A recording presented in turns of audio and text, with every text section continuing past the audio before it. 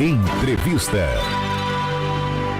São 8 horas mais 37 minutos, 8h37 neste Jornal da Cruzeiro. Pós-feriado, pós-data específica do feriado, nós recebemos Renato Vaz Garcia, ele que é economista, visitando aqui os estúdios da Cruzeiro FM, para a gente poder entender um pouquinho mais sobre os cuidados de se fazer investimento. Renato, bom dia, bem-vindo mais uma vez ao Jornal da Cruzeiro. Tudo bem, Renato? Tudo bom, muito tranquilo, aproveitando um pouco o feriado, pôr as coisas tudo em dia, né? É um grande prazer estar com vocês aí, Adriano, Douglas, Fernando, prazer. Amigos aí de longa data. Falando aí sobre a questão dos investimentos. E falando sobre investimento, não tem como a gente não falar, por exemplo, das questões envolvendo o Banco Master. E isso traz inclusive tema da nossa enquete de hoje, né? Casos como o do Banco Master afetam a sua confiança em instituições financeiras. Quer dizer, você falando em investimento, pensando nas questões que envolvem o Banco Master, trazem um pouco de receio, principalmente não para os grandes investidores, obviamente esses já têm os seus estudos e tudo mais que é feito, mas traz também alguma problema na confiança do relacionamento entre o pequeno investidor e estas instituições financeiras, né? Sem dúvida, Douglas. Eu acho que esse é um episódio assim, bem preocupante que aconteceu recentemente. Assim, é importantíssimo que as pessoas consigam fazer algum investimento, né? Seja ele qual for, é importante que ela consiga guardar uma parte da sua renda para fazer um investimento. Só que fazer um investimento, mesmo que você decida fazer um investimento financeiro, comprar um CDB, um fundo de investimento, um título público, você tem que ter uma base daquilo. Você tem que estudar aonde você vai aplicar o seu dinheiro. Porque qualquer investimento vai ter o seu nível de risco. Seja um título público ou qualquer ativo de renda fixa, né? Na renda variável fica mais claro, né? Porque é uma bolsa de valores, ações, tem lá o seu risco mais aparente, mas investimentos em renda fixa também tem um risco muito elevado, dependendo da onde você vai colocar o seu dinheiro.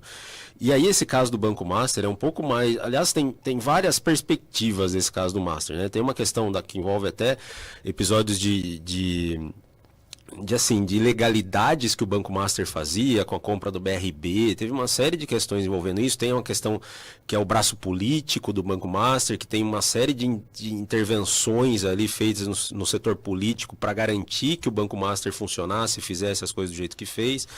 E tem uma parte que diz respeito daí ao investidor, que esses bancos, qualquer banco na realidade, ele tem muito pouco dinheiro próprio, né? Ele tem pouco capital próprio dele para poder fazer as suas operações. Então ele precisa pegar dinheiro do público. Para ele pegar dinheiro da população, ele precisa dar algum incentivo, né? Você só vai colocar o dinheiro num banco, comprar um ativo, uma aplicação financeira de um banco, se ele te der um incentivo. E o incentivo principal é a taxa de juros que a gente olha. Só que a gente não pode esquecer da contrapartida dos juros, que é o risco. Né? Então, qual que é o risco? Eu vou comprar um CDB do Master, que vai me pagar lá 20% ao ano, então vou ter esse benefício. Mas qual que é o risco? Eu tenho possibilidade de perder esses 20%? E é isso que às vezes as pessoas não se dão muito conta. E no caso do Master, por que era um agravante? Porque existe nos CDBs uma figura chamada Fundo Garantidor de Crédito, que se eventualmente o banco for à liquidação, ele for à falência, você recebe até R$250 mil por CPF, por instituição, o valor tanto do valor que você investiu, quanto dos juros do rendimento que você teve até aquele momento. Então as pessoas começaram a aplicar no Master acreditando que estavam seguras por conta do Fundo Garantidor de Crédito, e realmente estavam. Só que o Master se aproveitou dessa situação, né? Então ele falou, eu posso garantir uma rentabilidade maior do que bancos tradicionais, porque se der algum problema e eu não conseguir pagar essa rentabilidade para o investidor, vai ter o Fundo Garantidor de Crédito para me dar suporte. E aí é que é o grande problema agora, que eventualmente vão ser necessárias revisões desse fundo, vai ter que mudar algumas regras desse fundo, porque algum risco essas instituições e os investidores vão ter que tomar. Porque como é que é formado esse fundo? É formado por todos os bancos. Então, quando você vai pegar um dinheiro emprestado no banco, aquela taxa de juros que você paga, tem lá o lucro do banco, vai ter as despesas do banco, mas vai estar lá um percentualzinho que é para colocar dinheiro no fundo garantidor. Então, todos nós acabamos pagando por isso. Então tem que ter uma regulação um pouquinho mais forte em relação a isso, para esse risco não ser compartilhado para a sociedade.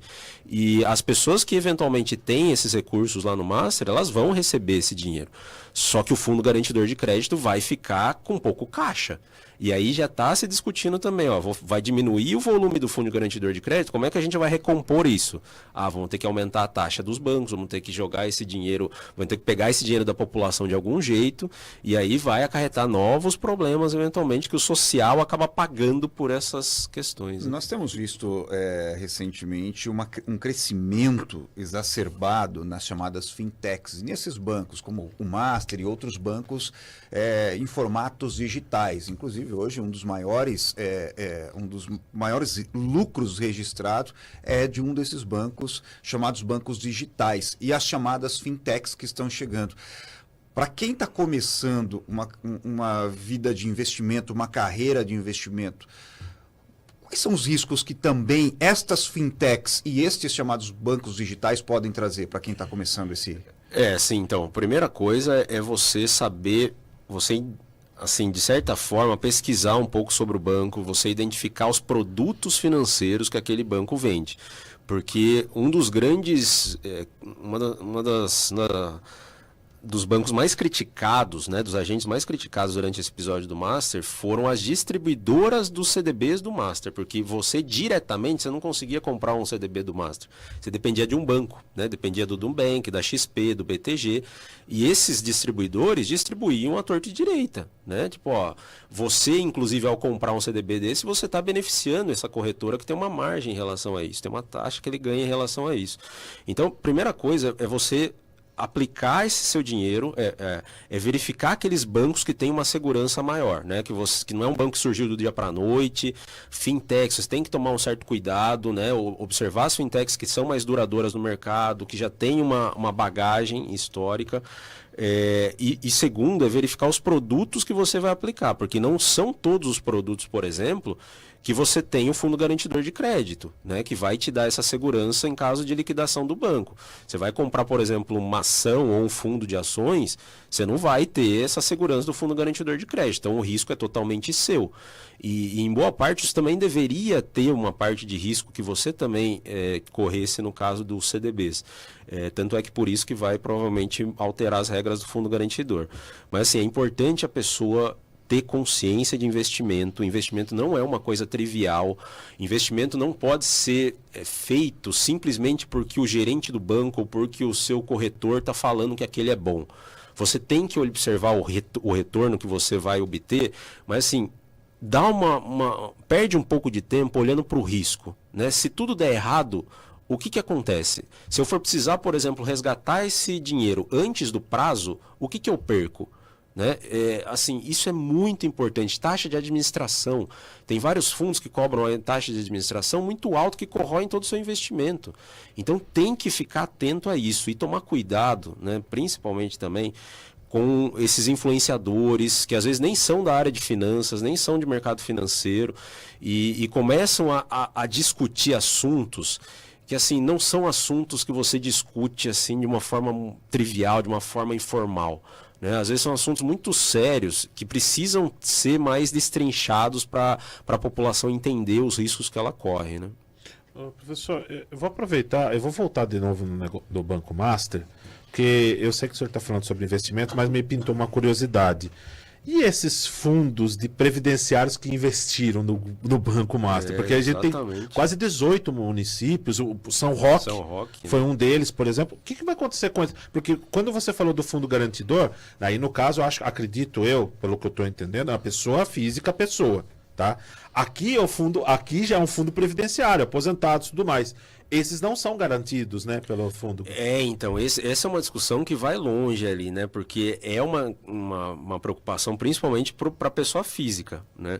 As pessoas jurídicas, eu não me recordo agora da questão da legalidade lá do Fundo Garantidor de Crédito, porque a princípio é pessoa física, é por CPF isso. Agora, para instituições, deve ter alguma outra forma de dar alguma segurança para eles. Mas eu acho que a grande preocupação, André, é assim, a liberdade que esses fundos de previdência têm para poder fazer investimento. e não tem nenhum freio ou nenhum contraponto para questionar isso. Às vezes até mesmo as câmaras de vereadores poderiam também fazer o seu papel de questionar esses fundos, né? Nós temos aqui em Sorocaba, em Votorantim, nós temos fundos de investimento que garantem a aposentadoria e pensão dos servidores públicos na inativa. E aonde será que esses fundos estão aplicando dinheiro? Eu não estou nem falando se o investimento é ruim ou se é bom, se o risco é alto ou se é baixo, mas será que a gente tem uma transparência em relação para onde que está indo esse dinheiro, né? E mesmo assim, esse caso do CDB também é bem preocupante, porque às vezes a pessoa vai lá, e vale também para a pessoa física, né? Eu vou aplicar num CDB porque é mais garantido, é de renda fixa, é tranquilo. Não é bem assim, né? Não é bem assim. Mesmo tendo fundo garantidor de crédito, você pode ter prejuízos, né? E mesmo no caso do fundo garantidor, ainda que o Banco Master ainda é um episódio relativamente pequeno, né, comparado ao caixa todo do fundo garantidor, né, vai pegar ali em torno de 1/3 do fundo garantidor, que já é uma coisa muito grande, mas imagina um banco maior, né, uma emissão maior de CDBs que o Master tivesse feito, né, isso poderia, assim, todo o sistema poderia colapsar em relação a isso. Então, é uma situação assim, muito preocupante. O Banco Central e o próprio Fundo Garantidor já vão rever essas questões. E eu acho que é importante essas questões dos fundos de previdência, né? O caso do Rio de Janeiro também é bem preocupante, porque eles precisam ter um portfólio de investimento transparente e assim, com regulamentação.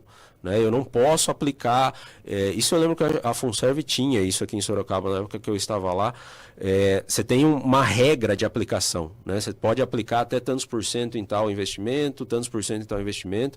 Isso é fundamental que a população também entenda e que os vereadores, que são os fiscalizadores, entendam isso e façam esse papel, né? Renato, bom dia. A gente sabe que o sistema econômico, a política econômica é muito complexa no Brasil. E a gente tem a tributação, impostos também que são bastante complexos, e agora você tem a reforma tributária. E também a população, de modo geral, que não tem a cultura de investimentos, não tem a cultura de poupar, né, de ter economia, e aí gera muita dificuldade. E aí a pergunta que eu lhe faço: por que, diante de tudo que você expôs agora e frente a essas observações, inclusive com a reforma tributária, por que é tão difícil de se investir aqui no Brasil? Sim, acho que, assim, óbvio que parte muito, né, da gente ser um país de renda média ainda, né? A gente não é um país que tenha uma disponibilidade de recursos para poupar, né? Infelizmente, a maior parte da população brasileira não tem essa possibilidade, né? Pelo contrário, né? Acaba faltando recursos no final do mês para poder fechar a conta. E assim, para aqueles que têm possibilidade de fazer uma poupança, e quando a gente fala fazer poupança, não é investir necessariamente em caderneta de poupança, né? Mas fazer uma sobrinha de caixa para fazer investimento. Eu acho que uma coisa que a gente, pelo menos agora, acho que a gente está melhorando bastante no Brasil, é a questão da democratização dos investimentos, né? E aí eu acho que passa muito pelo papel de um agente econômico muito importante chamado Tesouro Nacional, que está democratizando, de certa forma, os investimentos num ativo muito importante chamado títulos públicos, né? Pela ótica do investidor, título público é uma alternativa interessante de investimento. É óbvio que depende muito do perfil de cada pessoa e tal, mas é uma alternativa relativamente interessante, principalmente para aposentadoria, né? Que no Brasil como a gente ainda também é um país de renda média, mas está ficando mais velho, né? E isso eu acho que é um dos primeiros países do mundo que está ficando mais velho e que não aumentou o seu nível de renda per capita como deveria. E no tamanho nosso, né? No tamanho do Brasil. E aí isso vai ser um problema para a população no futuro, né? Isso já é um problema. A gente tem que fazer reforma da Previdência a cada 5 anos, a gente tem que fazer uma reforma. Então é uma alternativa bastante interessante. Para fazer esse investimento em título público, é só entrar pelo site do Tesouro Direto, né? O Tesouro Direto é bem mais acessível hoje e é uma boa alternativa.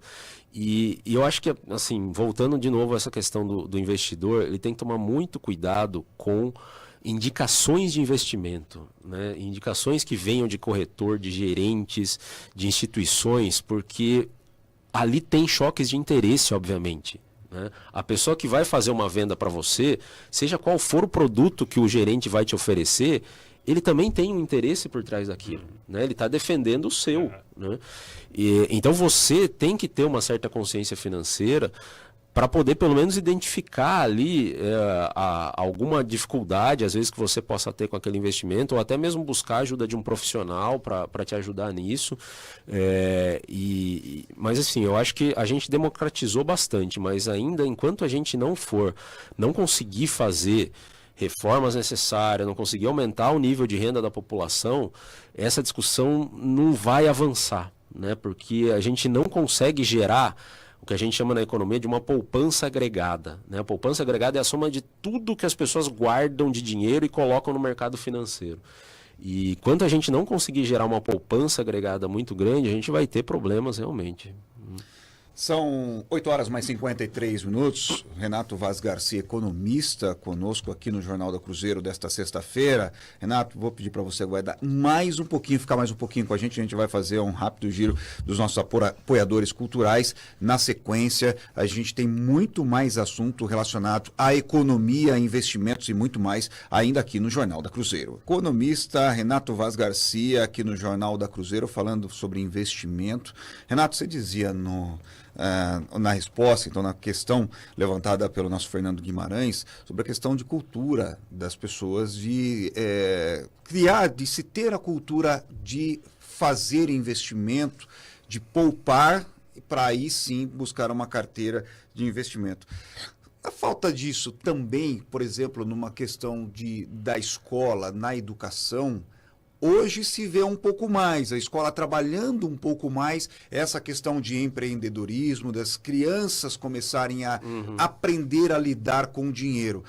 Demoramos muito para entender que isso é uma questão que precisa vir de cedo, lá do início da primeira infância? Não, eu acho que sim. Eu acho que é importante que as escolas trabalhem isso desde lá do comecinho, né? Quando está... inclusive no processo de alfabetização, né, da importância ao dinheiro e tal, mas assim, eu acho que independente da escola, eu acho que os pais, né, em casa deveriam tratar disso com as crianças, né, e eu acho que a gente avançou também bastante nisso, né, de discussão em família em relação a dinheiro, porque dinheiro é um problema, assim, que pode gerar uma série de outros problemas, né, problema social, problema familiar e tal, então isso tem que ser uma discussão bastante transparente dentro de casa também, né? Então, se você quer um determinado presente, quer um determinado valor para alguma coisa, você vai ter que lutar por aquilo, você vai ter que fazer alguma coisa, né? Você vai ter, por exemplo, eu vou dar um recurso lá pro meu filho, ele vai ter que se virar no final do mês. Se acabou o dinheiro, você no próximo mês você se planeje melhor para isso, né? Então, essa cultura é bastante importante que seja desenvolvida desde cedo. Mas assim, que seja desenvolvida também ao longo da adolescência, ao longo até da universidade. Porque a gente tem hoje, inclusive na universidade, a gente tem uma série de problemas de universitários que, assim, passam dificuldades muito grandes. E às vezes são pessoas que têm um salário razoável, né? Que fazem seu estágio, têm lá suas condições relativamente tranquilas comparado ao resto da população. Mas mesmo assim tem essa grande dificuldade. E aí passa também pelo investimento, Douglas, esse entendimento dos investimentos, porque o que às vezes as pessoas veem em redes sociais, né, ou em propagandas e tal, acaba sendo considerado por essa pessoa como um investimento, mas não é, né? Você vê o caso das bets, por exemplo. O volume hoje investido em bets é uma coisa extraordinária. E aí a gente fica pensando, se a pessoa consegue investir em bets, é sinal que ela conseguiria ter um dinheiro para guardar em outra coisa, para fazer um investimento em alguma outra coisa. E as pessoas às vezes até deixam de consumir, né? Tem casos aí recentes que a gente viu que 1/4 do valor do Bolsa Família está sendo usado para bets, né? Então, mesmo às vezes pessoas que já têm a sua dificuldade financeira e acabam indo para o setor de apostas. E mesmo investimentos mais arriscados, criptoativos, né? A gente está tendo nos últimos meses aí, nas últimas semanas, uma queda bem considerável do Bitcoin, por exemplo, né? E de várias outras criptos. Então a pessoa tem que fazer uma diversificação, tem que entender onde está se metendo, tem que entender o que está dando lastro, né? Que a gente fala para aquele ativo. Porque quando você vai comprar uma ação, você tem uma empresa por trás que está gerando lucro, que está gerando produção, que está gerando emprego. Quando você compra um ativo mais arriscado, como por exemplo uma criptomoeda, você não tem um lastro. Né? É um ativo especulativo. Né? Você compra hoje para vender mais caro amanhã. Baseado no que ele vai estar mais caro? Não é baseado em nada, é baseado na demanda e na oferta por aquele ativo. Né? Ele não representa nada. Então, desde cedo também tem que ficar bem esclarecido isso, principalmente daí para os adolescentes, essa importância de se investir em coisas mais seguras. Eu sei que não é uma coisa que tem tanta adrenalina assim, né? Investir em um título público ou em qualquer investimento de renda fixa um pouco mais seguro, mas o que vai garantir o seu patrimônio no longo prazo são esses investimentos. Né?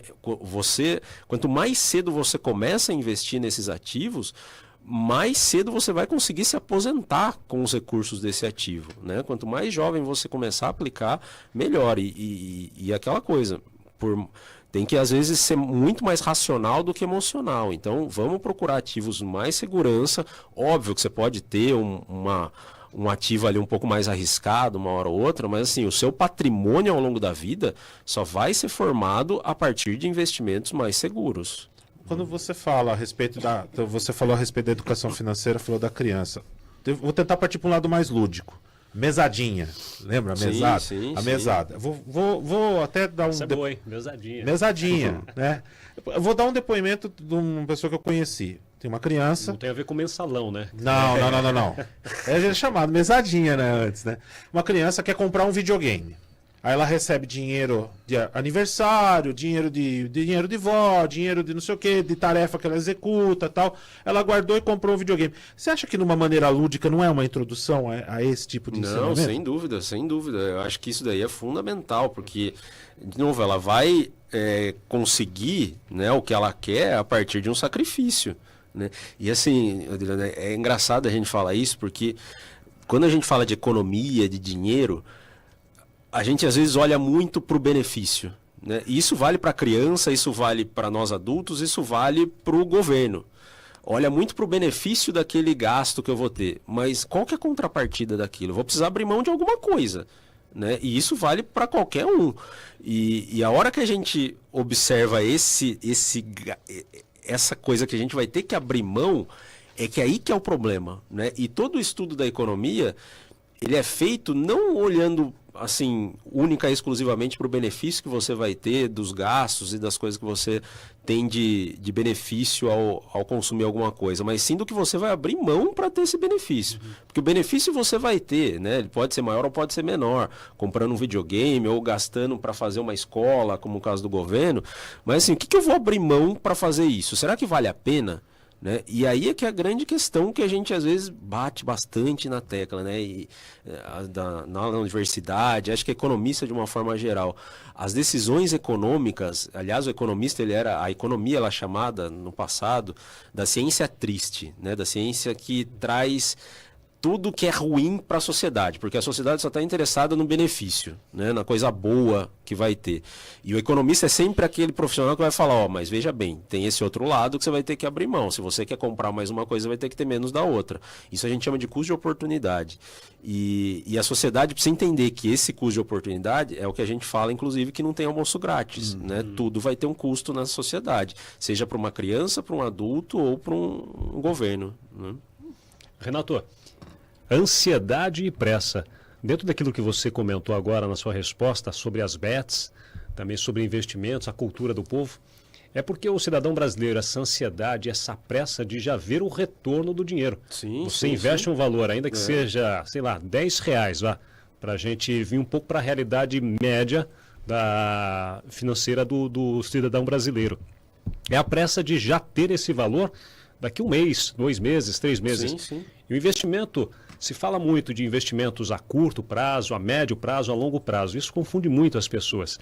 E confunde também, que você falou na sua resposta, a questão das criptomoedas, dos criptoativos. E aí surgem outras novidades que você vê nas redes sociais, em outros canais, sobre, por exemplo, cold wallets, né? Hoje se fala muito dos tais dos cold wallets.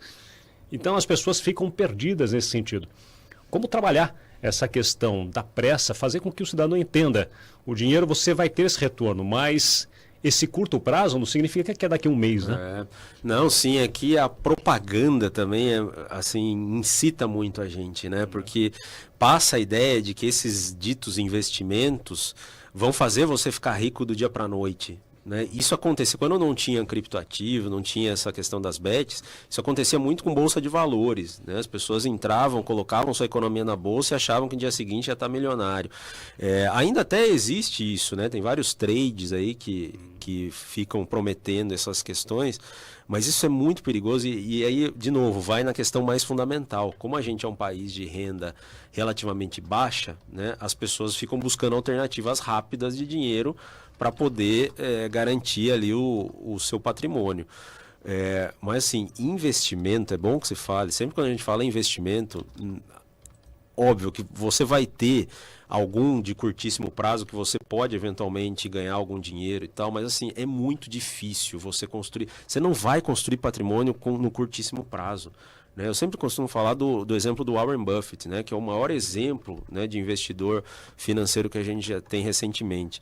Ele construiu seu patrimônio, ele ficou assim sossegado em termos financeiros depois dos 40, dos 50 anos, né? Porque ele foi construindo o patrimônio ao longo de uma vida baseado em ações, obviamente, mas em ações mais sólidas, um investimento mais seguro ali do mercado financeiro. E essa questão desses investimentos mais heterodoxos, assim, tem uma área da economia chama economia comportamental, que estuda um pouco isso, né? Isso vai para uma área também chamada finanças comportamentais. Inclusive tem um livro bacana que eu li recentemente sobre isso, que chama Trader ou Investidor, do Pedro Neri, que é um cara muito, muito interessante também nisso. Não, Bruno Giavonetti, desculpa. Que ele estuda muito sobre essa questão de efeitos psicológicos de investimento. E aí lá ele cita uma série de exemplos de estudos que mostram, por exemplo, que os homens eles tendem a fazer aplicações financeiras mais arriscadas do que as mulheres, porque eles têm uma necessidade maior de liberação de adrenalina, né, em relação às mulheres. E aí, por isso, os homens vão piores no investimento do que a mulher, né, no caso do investimento financeiro. Ele fez um estudo de caso disso na Finlândia. E tem vários casos de vieses, que a gente chama, que, por exemplo, nós temos muito mais medo da perda do que de um eventual ganho que a gente deixe de ganhar. Então, no mercado financeiro, quando você comprou uma ação e você começa a ganhar dinheiro, você vende muito rápido aquele ativo para se desfazer, para ganhar o retorno daquele investimento. E você deixa de ganhar daí com isso, né? O que eventualmente esse ativo poderia te dar de mais rendimento.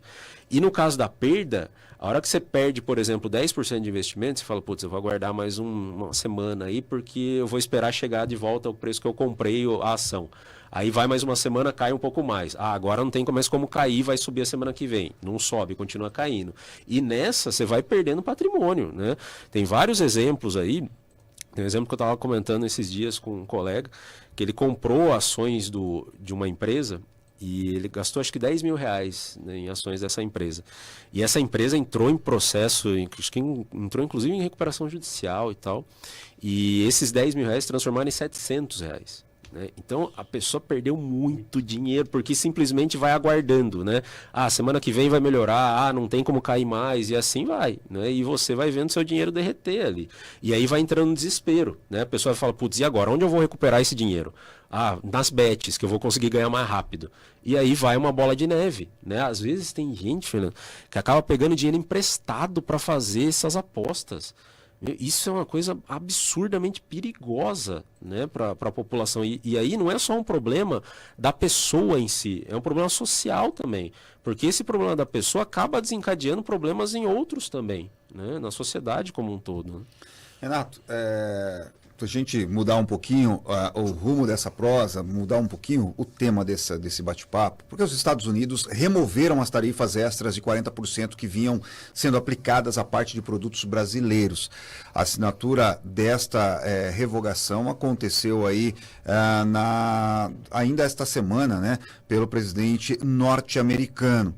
Já é uma movimentação importante em relação a essa questão da taxação. Sobretudo, E principalmente sobre o café. O americano não estava realmente querendo pagar mais caro no cafezinho, mas aí tem outros produtos. Importante esse momento também dessa negociação envolvendo o governo norte-americano e o governo brasileiro. É que na realidade, né, Douglas, assim, não foi nenhuma negociação entre o governo brasileiro e o governo americano, porque essa negociação não consegue avançar, né? É reunião para marcar reunião que nunca acontece. E aí, do ponto de vista da negociação comercial, isso está muito travado. Mas, assim, isso foi uma decisão basicamente unilateral do governo Trump e olhando para o seu próprio umbigo, né? A questão do café é um caso desse. Tô ficando com... A economia americana está com problema inflacionário, tem problema de abastecimento de café e de outros produtos. O que a gente faz? A população tá ficando descontente, vou ter impacto político com isso, então vamos lá acabar com a taxa do café no Brasil e vamos fazer um discurso lá que a gente está em negociação com o Brasil, que a gente gostou da negociação, enfim. Mas isso é uma questão unilateral dos Estados Unidos, não houve uma negociação mais abrangente. Aliás, em relação a isso. Isso já foi unilateral, né? Uma decisão. Sim, exatamente. Isso já vem como... os Estados Unidos olhando para o seu próprio umbigo. Política econômica, né? Exatamente. Porque então, se houvesse diplomacia, né? Seriam os dois países divulgando a mesma ação, né? Sim, na verdade foi unilateral, né? Não, foi unilateral, foi escolha dos Estados Unidos. E assim, foi uma escolha que engloba alguns produtos, né? Não são todos ali que estão dentro desse benefício. Olha, dentre os quais, alguns produtos, dentre os quais produtos derivados do cacau, o café, o chá e especiarias. Além disso, há ainda a expectativa de isso poder envolver aí combustíveis fósseis, petróleo, derivados, minérios, fertilizantes e minerais, mas este ponto, esta última relação ainda está fora, não está ainda muito encaminhado. Mas depende do lado de lá, né? Depende só do lado de lá, porque, por exemplo, para nós seria interessante que derrubasse a tarifa em relação a máquinas e equipamentos. Essa tarifa vai continuar, essa continua, né? E isso está dificultando a nossa indústria aqui por conta disso. Então é uma questão muito mais voltada lá à economia americana com seus problemas e tal. E assim, Douglas, assim, o Brasil é um país que também não pode se dar o luxo de querer bater a mão no peito e pôr o dedo na cara do outro, assim, porque o Brasil, em termos protecionistas, é uma economia absurdamente protecionista, né? Então, os Estados Unidos, você pegar, por exemplo, a taxa média de importação dos Estados Unidos é 3, 4%, tarifa de importação média deles. A nossa é 12%, né? A da China é 7%. Então, a gente é muito mais protecionista do que outros países parecidos com a gente. Então, nós temos uma tarifa de importação muito alta. Como é que a gente vai negociar com outro país para que esse outro país derrube tarifa de importação se a gente mantém a nossa, né? E sempre é bom lembrar que protecionismo é uma coisa muito perigosa, porque parece uma coisa boa, que vai proteger emprego, que vai proteger a economia nacional, mas na realidade não, ela vai prejudicar muito mais os consumidores daquele país que não vão ter acesso a produtos melhores, vai prejudicar inclusive a própria empresa que não vai conseguir importar tecnologia, importar matéria-prima mais barata.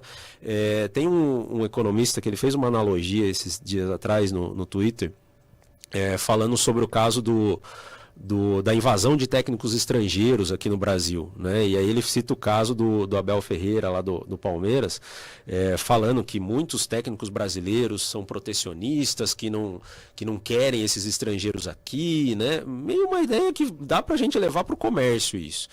E aí esse economista estava falando, não, a vinda desse técnico estrangeiro para cá, ele contribui muito para a qualidade técnica do nosso campeonato. Independente de algum discurso ou outro exacerbado desses treinadores estrangeiros, a vinda deles é muito positiva, porque obriga os nossos treinadores aqui a serem melhores, né? A seleção a ser melhor também.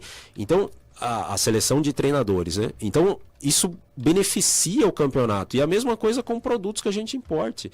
A gente precisa desses produtos importados, a gente precisa atrair investimento, a gente precisa fazer com que esse recurso estrangeiro venha para o Brasil e a gente se aproveite disso. Pode parecer no curtíssimo prazo que o emprego vai reduzir, que o emprego vai ser pior para um ou outro setor, mas no todo o benefício é muito maior. A partir do momento que você derruba uma barreira de importação de um lado, você tem também possibilidade de negociar melhor com o outro lado. Fala, ó, eu reduzi minha barreira de importação, então eu exijo que você reduza também. Você ganha mercado, né, derrubando essas barreiras protecionistas. Então o governo tem muito a fazer em relação a isso. Assim, e é uma coisa histórica. O Brasil é muito protecionista e num discurso assim muito antiquado, muito assim, uma ideia errática, né, de como funciona a economia hoje em dia, né? Essa redução das tarifas, no caso do café, entre outros produtos, pode repercutir na economia do Brasil para o cidadão comum, por exemplo, que vai lá no mercado e paga quase R$50 lá no pó de café, por exemplo? Num primeiro momento pode até afetar, né? Porque o que acontece? É sempre a questão de oferta e demanda, né? A partir do momento que os Estados Unidos impôs a barreira e reduziu teoricamente a demanda, a oferta já estava alta. E aí o que aconteceu? O preço do café deu uma reduzida. A hora que a oferta se ajusta a essa demanda menor, já volta ao normal ali o preço, o novo normal do preço do café. Agora a demanda por café tende a aumentar, né, por conta da venda de café nos Estados Unidos. Isso eventualmente pode gerar uma certa pressão no preço do café, né, no curtíssimo prazo, até que essa oferta de novo volte a subir para dar conta dessa demanda maior. Então, no curtíssimo prazo, isso pode ter efeito, né? A gente pode pagar mais caro. Pode pagar, mas assim, num prazo muito curto, tá? Porque a economia ela se ajusta facilmente nisso, né? E assim, os Estados Unidos, eles também não vão passar a importar mais café também só do Brasil, né? Eles têm outros mercados consumidores. O Brasil é um grande mercado para eles, principalmente café arábica, mas eles vão também comprar produtos de outros países, né? Então...